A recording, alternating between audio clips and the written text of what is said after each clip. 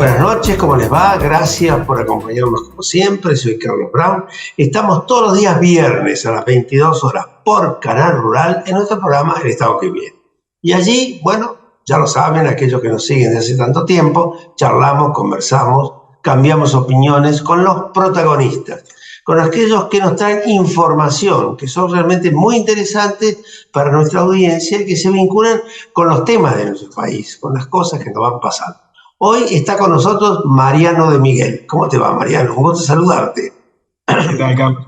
El gusto es mío. Gracias por invitarme. Mariano de Miguel es el presidente del Banco Argentino de Desarrollo, del BICE. Y bueno, yo comparto con él el tema del directorio y comparto también la actividad continua de nuestras diferentes actividades. Pero Mariano tiene una aptitud que yo no tengo, es economista. Y esto es muy valioso, no solamente para un banco, sino que es muy valioso para el análisis que nosotros queremos, que es el análisis de la situación que nos está pasando en Argentina, las cosas que se dicen, las cosas que se proyectan o se pretenden proyectar, vinculados con la dolarización, vinculados con el funcionamiento del país, con tantas cosas que seguramente preocupan. Así que contanos un poco, Mariano, ¿cuál es tu sensación de todo esto? Bueno, mencionaste, Carlos, un tema que está muy en el candelero desde el punto de vista del debate, que es el de la dolarización. Yo todavía soy un tanto escéptico de que sea un proyecto realmente aplicable en la Argentina, pero creo que la discusión es muy válida, bienvenida sea, porque de alguna manera nos permite indagar sobre los atractivos que una dolarización puede tener o las distintas posibilidades de dolarización o grados de dolarización. Recuerdo, entre paréntesis, que la convertibilidad de la Argentina en la década de los 90 fue en algún punto una dolarización laxa, ¿no? Fue algún grado de dolarización. Entre la convertibilidad y una dolarización extrema, uno puede ubicar, por ejemplo, el bimonetarismo o la competencia de monedas. Pero me parece que esta discusión, en definitiva, es muy, muy útil porque nos permite indagar, como decía, en los atractivos que puede tener una eventual dolarización, pero también en los problemas, que no se limitan, me parece, esos problemas a los costos de arranque, que no sé si coincidís, Carlos, pero creo que es lo que generalmente los analistas y los colegas hoy están mencionando. Es lo que preocupa, ¿no? Es lo que preocupa, tremendamente. Es lo que preocupa, pero yo creo que habría que sumar a eso los problemas que tiene una dolarización como régimen de política económica. Yo creo que hay una distinción muy útil para hacer entre la dolarización como plan de estabilización, la dolarización como régimen de política económica, y de esa separación y del análisis de esa separación pueden surgir cosas muy, muy interesantes. Decime vos en qué medida querés indagar en ellas. Mirá, un poco la idea o la preocupación, digamos, de la gente, ¿no? Uno dice, tenemos un tema que aflige a todo el mundo y que condiciona a todo el mundo, que es la inflación. Esto es algo que no se discute. En la medida que un país tenga inflación, estamos todos condicionados, particularmente aquellos que viven de un sueldo, ni qué decir. Entonces uno dice, ¿qué influencia tiene o qué posibilidad de modificación tiene un tema relacionado con la dolarización o relacionado con un cambio de posiciones económicas con respecto a lo que nos está pasando cotidianamente? Esto creo que es un gran interrogante. Bueno, en esa línea, Carlos, menciono lo siguiente. Hay que arrancar justamente, y puede ser bueno arrancar, yo creo que hay un atractivo, o que tiene un atractivo la dolarización, no solo en el discurso, sino en la evidencia histórica y en la experiencia. Miremos Ecuador, miremos el caso de la convertibilidad en la Argentina, que como decía fue una dolarización laxa, y efectivamente, en el caso de la convertibilidad sin costos de arranque, porque ya había ocurrido la hiperinflación, en el caso de Ecuador con un costo muy alto de arranque, que fue justamente un salto inflacionario brutal que se llevó puesto al presidente de entonces, pero en los dos casos, y podríamos mencionar otras experiencias, yo creo que lo que sí hay que reconocer es que la dolarización como proyecto tiene el atractivo de prometer y muchas probabilidades de conseguir tarde o temprano domar la inflación, es decir, estabilizar el fenómeno inflacionario. La pregunta es si con eso alcanza para que una economía alcance o desarrolle o consiga otros objetivos que son fundamentales, incluso que son fines más que medios, como pueden ser crecer, que haya inversión, que se genere empleo en cantidad y en calidad, y sobre todo, finalmente, mejorar las condiciones de vida materiales de la población. Y ahí es cuando me parece que la experiencia de Ecuador pero también, y más cerca, más cercana, más nuestra, la de la convertibilidad en Argentina, nos muestra muy claramente que domar el problema de la inflación no garantiza cumplir con los otros objetivos, y de hecho lo contrario. Por eso estábamos hablando el otro día de que uno podría hablar de una posición entre dolarización y crecimiento, por 2 o 3 problemas que esto supone, que si querés ahora en un minuto lo analizamos, pero quisiera completar esta respuesta en el siguiente punto, porque vos me podrías decir, ¿por qué la dolarización en Ecuador, después de ese costo de arranque tan alto, que significó un salto inflacionario brutal, con una devaluación muy grande, una pérdida de poder adquisitivo y una crisis que se llevó al presidente puesto, ¿por qué luego, en el caso de Ecuador, por qué en el caso de la convertibilidad se domó la inflación? Y yo creo que la explicación es mucho más sencilla de la que a veces damos. Y en Ecuador no fue la disciplina fiscal, no fue la disciplina monetaria, no lo fue tampoco en el caso de la convertibilidad. Lo que ocurrió, y esto la convertibilidad es muy ilustrativa, recuerden ustedes que Cavallo cuando pone el 1 a 1, no solo pone el 1 a 1, sino que además Cavallo abre la economía totalmente, casi totalmente, en un escenario de precios internacionales muy bajos, con lo cual era decirle, vos Carlos, por tu militancia de tantos años en esto, en el movimiento productivo lo sabés, es decirle al que produce adentro, o competís a este precio o tenés que cerrar. De hecho, gran parte de los detractores productivos, el Vasco de Mendiguren, de la convertibilidad, fue justamente que veían que su propia realidad productiva estaba en jaque mate por esa apertura indiscriminada. Pero además Cavallo no se quedó ahí, Cavallo prohibió la indexación de los contratos y hizo algo muy importante para mí a tener en cuenta, que Cavallo prohibió las paritarias y se bancó incluso, creo que una huelga de la UOM del orden de 70 días. Y acá hay 2 elementos claves. ¿Por qué para mí fijar el tipo de cambio y anclar los salarios fueron decisivos? Porque son las 2 variables que definen los costos productivos de la economía. Es decir, si cualquier programa de gobierno, sea convertibilidad, sea dolarización, sea plan austral, sea plan real, cualquier estabilización que dome el valor del dólar y que además consiga gobernar la dinámica de los salarios va a dominar la inflación. El problema no está ahí, por eso yo suelo decir que la convertibilidad fue un gran plan de estabilización. El problema es cuando además del plan se convirtió en un régimen de política económica, porque justamente ese dólar pisado, esa ausencia de paritarias, esa apertura indiscriminada, en una economía además que generaba menos dólares que los que necesitaba y por ende que cubrió ese déficit primero con privatizaciones y después con deuda, con deuda encima nominada en una moneda que no imprimimos, que es el dólar. Bueno, se fue generando, pasamos de un plan de estabilización a un régimen de política económica que puso en jaque mate esos 3 objetivos que mencionaba al comienzo. Crecer, de hecho la economía argentina creció hasta el 98, vos recordarás, sacando el tequila, pero cuando se quedó sin dólares tuvimos 36 meses seguidos de recesión, 29, 2000 y 2001. ¿Por qué? Porque una economía que genera menos dólares que los que necesita, o los consigue de algún lado, o tiene que achicarse para poder ahorrar dólares dejando de importar bienes de consumo, bienes de inversión, bienes de capital. Tampoco permitió cumplir el objetivo de generar empleo. Recordarás la otra cara de la moneda productiva de una economía que no crecía y que desintegraba productivamente su matriz era justamente un desempleo brutal y elevadísimo. Y obviamente tampoco mejoraron, al contrario empeoraron las condiciones de vida materiales de la población, lo cual llama la atención sobre un aspecto, y con esto cierro, Carlos, que es, de nuevo, la inflación es un problema serio, pero si uno genera un esquema donde no hay inflación, pero los salarios caen y el desempleo sube, tampoco es negocio. Vamos a nuestro primer corte, Mariano, y continuamos. Adelante, señor director.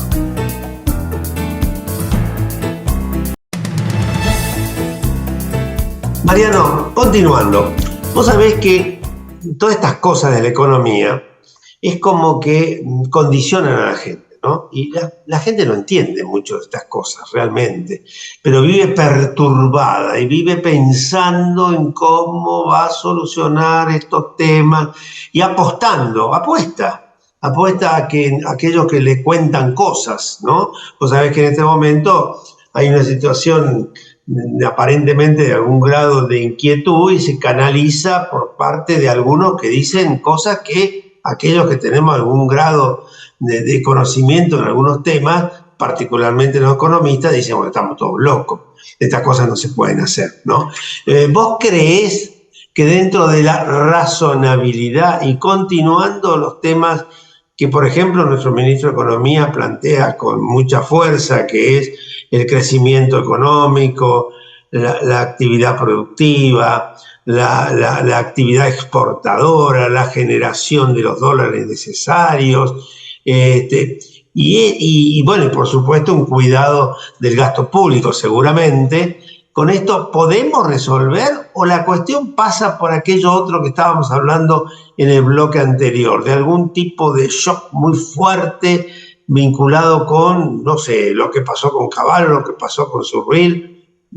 No sé, Yo creo que ¿cómo lo ves vos? lo que el ministro Massa tiene para mí muy claro cuando lo miro en las últimas declaraciones es que más allá de la disciplina fiscal y de la prudencia fiscal y de la prudencia monetaria, me parece que él tiene muy en claro que gobernar el dólar es clave para domar la inflación y que para gobernar el dólar cualquier experiencia que miremos actual, digo, contemporáneo o pasada, digo, el caso de Brasil o de la región, por ejemplo, lo que muestra es que para gobernar el dólar hay que tener dólares.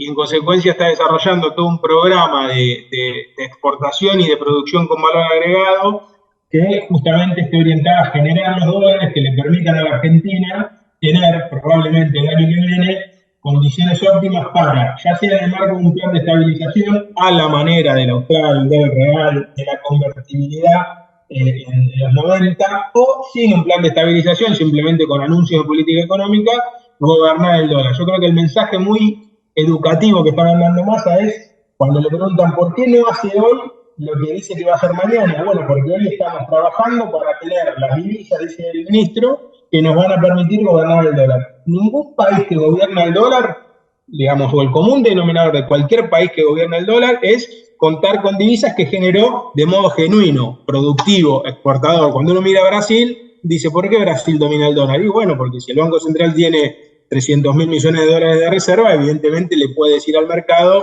el valor del dólar que me gusta es este, y el mercado, ningún jugador, por más grande que sea, va a apostar contra un banco central con esa fortaleza, distinta a la situación de la Argentina. Entonces, yo creo que ahí está el mensaje grande de Massa y mismo de Mendibura, el secretario, que fue presidente del banco, lo tuviste también de presidente Carlos, que él es un obsesivo de esta exportación con valor agregado, a los efectos de decir, bueno, el año que viene, con todo lo que debiera madurar productivamente y con potencial exportador, sin la sequía, Argentina debería tener la capacidad de acumular divisas como para poder orientar y gobernar la dinámica de una variable tan importante desde el punto de vista de los costos, porque el dólar de alguna manera determina el precio interno de todo lo que tiene el destino exportador, pero también un montón de insumos importados y de bienes que finalmente después tienen un valor en pesos hacia adentro. Es decir, basta mirar lo que ocurrió después de las PASO del 13, la devaluación, que el ministro dice, bueno, me pedían 100, hicimos 22 de devaluación,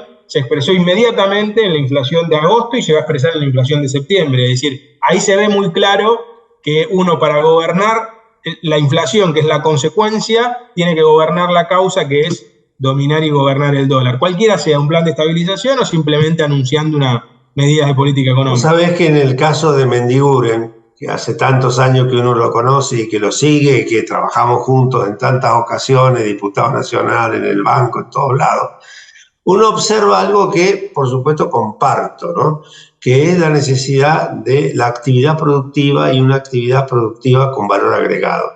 Y esto colocándolo en el mundo, que nos posiciona de una manera distinta, en una forma como la que puede estar, lo decías muy bien vos, Brasil, con un caudal de dólares lo suficiente como para dominar situaciones que se generan en el mercado. Ahora, en ese interín, evidentemente, los sectores productivos, ¿qué están reclamando? Los sectores productivos reclaman por allí mayores acompañamientos financieros, se le está dando, pero todavía mayores, de los bancos comerciales, que no están así, mayores acompañamientos de los temas impositivos, mayores acompañamientos de los temas infraestructurales. O sea que producir y llegar a los mercados no es un tema fácil cuando vos no tenés habilitado la infraestructura necesaria para poder llegar con costos baratos, ¿no? Entonces, ¿vos no crees que este conjunto de cosas hay que agregarlas a estas otras cuestiones económicas? Totalmente, totalmente, porque uno podría decir el contexto inflacionario o o un dólar con problemas que no se puede gobernar. En definitiva, la ecuación macroeconómica es un componente de un combo que tiene otros a los efectos de producir y generar empleo, donde sin duda están los que vos mencionás. Fíjate, Carlos, que los que vos mencionás, o los que mencionaste, son en general problemas que tienen las empresas y sobre todo las pymes de la puerta de la empresa o de la fábrica para afuera. Y de hecho, en ese terreno no es tan sencillo resolver algunos desequilibrios, porque uno dice, bueno, sería muy lindo bajar muy rápido una presión impositiva que a un sector de las pymes los ahoga mucho. Bueno, hay que ver los recursos que de allí se pierden, cómo se compensan por otro lado, si es que es necesario compensarlos. Y eso, por supuesto, obliga a repensar toda la estructura tributaria o impositiva.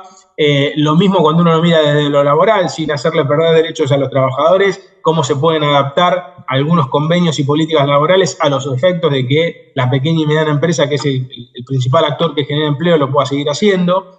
Pero también vos mencionaste lo financiero y yo creo que en ese terreno ya estamos haciendo mucho, ¿no? No por hacer autobombo, Carlos, nosotros en el ICE acabamos ahora de firmar un nuevo cupo con la Secretaría de Industria, donde nos vienen gran parte de los recursos para seguir prestando en el programa, el marco del programa CREAR, con la línea de desarrollo, donde el 99% de esos recursos van a las pymes, y vamos a terminar el año seguramente ejecutando alrededor de los 100.000 millones de pesos, que para el tamaño del BICE, que para que tomemos dimensiones, 26 veces menos que el Banco Nación, realmente es un apoyo significativo.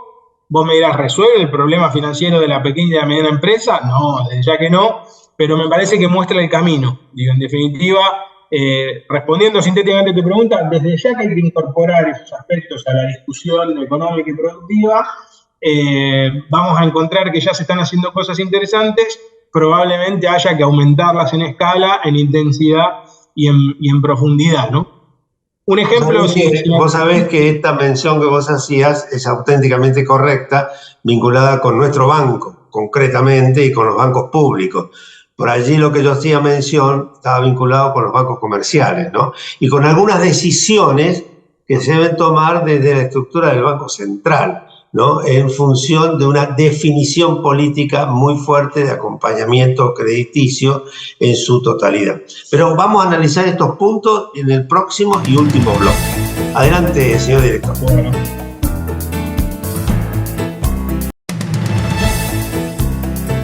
Mariano, hacíamos una serie de consideraciones vinculadas con los temas financieros, los temas impositivos, con las cuestiones infraestructurales, y todo mencionado con algo que nos apasiona, que es la actividad productiva. ¿Qué es la actividad productiva? El trabajo, que es el otro esquema esencial en un país. Con trabajo digno, por supuesto, con trabajo formal y con todos sus beneficios, una comunidad se realiza. Sin esto es muy difícil, ¿viste? Muy difícil, por más que desde el Estado se trate de acompañar, se trate de dar algún paliativo. La única solución está a través de tener un trabajo digno con todo lo que ello significa. ¿Vos estás convencido o pensás de que por allí va la cuestión y que este debe ser el planteo que se debe hacer hacia el futuro? O sea, yo lo veo como un planteo de nuestro ministro de Economía, lo veo como un planteo de nuestro secretario de Industria, lo veo como una vocación política de las estructuras a las cuales pertenecemos. ¿Esto se podrá hacer realmente? Yo creo que sí, y linkeando o haciendo un puente con lo que hablábamos al comienzo, Carlos, yo estoy absolutamente convencido de que cualquiera sea el gobierno, cualquiera sea su perspectiva política, ideológica, etcétera, hay 2 o 3 pruebas ácidas para saber si la política económica en general y la productiva en particular es exitosa o no. Y lo mencionaba antes y lo vuelvo a decir ahora en clave de lo que estás hablando vos. Una es que la economía crezca, ¿no? Y uno dice, ¿por qué, Mariano? Y bueno, porque si no crece no va a haber inversión. Evidentemente, vos conocés, todos los que alguna vez tuvimos que pagar una quincena, ocuparnos de gente, un negocio, etcétera, vos sabés que te sirve el clima de negocios, sabés que te sirven las reglas de juego claras, sabés que te sirve una tasa de interés que acompañe, un banco que te preste lo que otros no, como el BICE, pero nada de eso va a alcanzar si la economía no se mueve, no se expande, no hay perspectiva de lo que uno produce lo pueda vender, canalizar en el mercado interno o externo. Entonces, uno lo que va a encontrar rápidamente, yo siempre hago este desafío, que cualquiera vaya y me muestre a mí que en un escenario de recesión económica hay short de inversión. No, no. Generalmente los récords de inversión, como pasó este primer trimestre del año pasado, en el 11, en el 17 con Macri como presidente, son los años de récord de inversión, son años donde la economía crece. Entonces, objetivo 1, vos me decías, producto importante, son las otras dos que yo hablé, que es generar trabajo. Alguna vez hablando, Carlos, dijimos, recordemos que la palabra negocio es nec otium, ¿no? Es la negación del ocio, con lo cual el trabajo es por definición el mejor negocio y la producción es lo que lo permite. Y además, como vos decías, el que no trabaja no se dedica al ocio creativo, filosófico, está desintegrado a la sociedad. Entonces es muy importante, segunda prueba ácida, para un plan económico que genere empleo. Y tercero, que es fundamental, que ese empleo además le permita financiar los gastos materiales que tiene y además progresar. Yo digo, mejorar las condiciones de vida materiales de la gente. Y ahí, como gobierno, Carlos, el propio ministro lo dice más, el candidato, el objetivo de crecer y de generar empleo, esos dos objetivos este gobierno los ha cumplido muy bien sacando la pandemia. La deuda está en el tercero. Y esto está también linkeado con lo que hablábamos al comienzo, ¿no? Las dificultades para gobernar el proceso de inflación pusieron en jaque el objetivo de mejorar las condiciones de vida materiales de las personas, y ahí también es como que hay dos propuestas, las mágicas o yo creo que las que el ministro expresa muy bien diciendo, bueno, esto es muy sencillo, necesitamos gobernar la inflación para poder mejorar el poder adquisitivo, y para eso necesitamos los dólares que la sequía nos quitó. Sí, y vos sabés que en el canal que estamos es el canal rural y tiene una vinculación muy fuerte con el interior del país. Y la gente del campo lo mira mucho porque hay una cantidad de cuestiones que se trabajan y se analizan en Canal Rural y a ellos les gusta.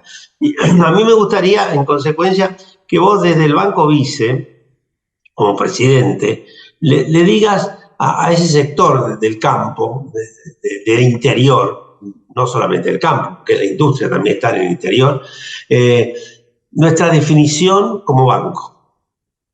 No, yo diría, es un primus inter pares entre los sectores estratégicos, porque yo siempre digo lo mismo, todos los sectores son importantes, ¿no? Pero sobre todo hay que atender desde el vice a aquellos sectores que generan uno de dos o tres objetivos claves. Aquellos sectores que generan valor agregado, aquellos sectores que generan empleo o aquellos sectores que generan divisas, ya sea porque las ahorran sustituyendo otras necesidades de divisas o porque las generan a partir de exportaciones. Y no hay muchos sectores que generen las tres cosas. El campo y el agro es esto. Es decir, es un sector primus inter pares entre los estratégicos porque cumple todo eso. Es decir, es un sector que en mayor o menor medida, pero tiene tecnología de punta, que esto a veces es uno de los errores fundamentales de quienes menosprecian el sector primario. Dice, es primario. Guarda que la tecnología y el valor agregado atrás de la maquinaria y no es más primario, hace rato que no es más primario. Atrás del grano de maíz hay un valor agregado altísimo. El maíz, uno puede decir, ¿dónde lo pongo en la canasta de primario? Atrás hay valor agregado.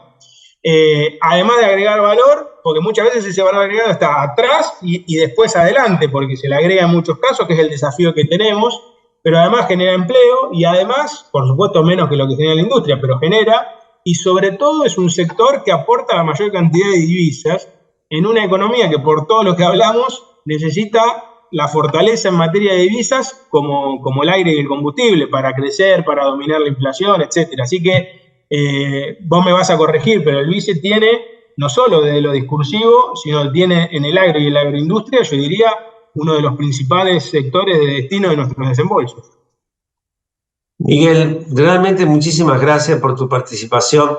Vos sabés que creo que a nuestros televidentes les han llegado varias informaciones a través tuyo. En primer lugar, las informaciones económicas, los análisis estratégicos, las cuestiones de un futuro, pero centralmente la tarea de un banco como el Banco de Inversión y Comercio Exterior, que a su vez es, y lo hemos señalado nosotros a partir de los 30 años, Banco Argentino de Desarrollo, y esta es un poco la idea, ¿no? Así que yo te agradezco profundamente y simplemente un mensaje último para aquellos que nos escuchan y que están expectantes de las cosas que pueden pasar en el futuro argentino. Gracias, Carlos, por invitarme. Siempre es un placer y un lujo estar en tu programa. Bueno, muchísimas gracias para vos y a nuestros televidentes los esperamos el viernes que viene.